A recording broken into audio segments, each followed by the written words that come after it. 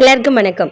Robot சங்கரோட மரணம் வந்து திரைத்துறைக்காக இருக்கட்டும், மக்களாகிய நமக்கா இருக்கட்டும், ஒரு சோகமான விஷயந்தான். உண்மையாலுமே ரொம்ப சோகமான விஷயந்தான். ஏன்னா ஒரு நல்ல கலைஞரை வந்து இழந்துட்டோம் அப்படின்றது தான்.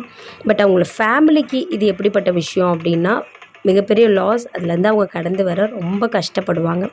ரோபோ சங்கரோட உடம்புக்கு பக்கத்தில் உட்காந்துட்டு அன்றைக்கி ஃபுல்லாகவே அவங்க ஒய்ஃப் பிரியங்கா வந்து அழுதுட்டு தான் இருந்தாங்க. கடைசியில் அவரை கூட்டிகிட்டு போகும்பொழுது அவங்க என்ன சொன்னாங்கன்னா, "என் தங்கம் போகுது, என் செல்லப்பிள்ளை போகுது, என் தங்கப்பிள்ளை போகுது, எல்லோரும் பாய் சொல்லுங்க" அப்படின்னு சொன்னாங்க. தூங்க தான் போகுது, வேற எங்கேயும் போகலை, எல்லோரும் வந்து அவருக்கு பாய் சொல்லுங்க அப்படின்னு தன்னோட வேதனையை எப்படி சொல்கிறதுன்னு தெரியாமல் அவ்வளோ ஒரு மன இறுக்கத்தோடு அந்த விஷயங்களை சொல்லியிருந்தாங்க. கூடவே இறங்கி தெருவில் டான்ஸ்லாம் ஆடிருந்தாங்க ரோபோ சங்கர் பின்னாடியே. தன்னோட கணவனுக்கு என்ன பிடிக்கும் அப்படின்றது ஒரு மனைவியாக அவங்களுக்கு தெரியும் இல்லையா?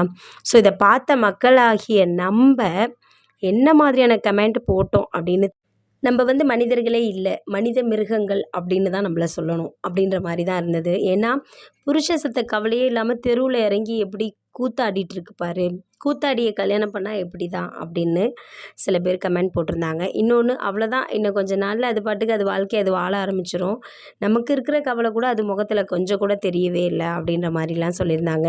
இந்த இழப்புலேருந்து மீண்டு வர அவங்க ஃபேமிலிக்கு எவ்வளோ நாள் ஆக போகுதுன்னு தெரியல. இதன் பிறகு சோஷியல் மீடியாவை அவங்க பார்க்கும் பொழுது, அவங்க இவ்வளோ பேட் கமெண்ட்ஸ் எல்லாம் பார்க்கும்பொழுது இன்னும் உடஞ்சி போயிடுவாங்க. தட்டி கொடுத்து இந்த மனுஷங்க இப்படி தான், ஒன்றும் ஃபீல் பண்ணாதுன்னு சொல்கிறதுக்கு இப்போ ரோபோ சங்கரும் இல்லை இல்லையா? நம்ம என்ன பேசணும், ஏது பேசணும் அப்படின்றதுக்காக தான் நமக்கு 6வது அறிவு அப்படின்னு ஒன்று இருக்குது. பட் என்ன பேசுகிறோம், ஏது பேசுகிறோன்னே தெரியாமல் ஆடு மாடு மாதிரி என்ன வேணாலும் பேசிகிட்டு இருக்கோம். இன்னும் கொஞ்ச நாளில் நம்மளாம் மனுஷங்களா இல்லை மிருகங்களா அப்படின்னு நம்மளே நம்மளை கேள்வி கேட்குற மாதிரி இருக்குது.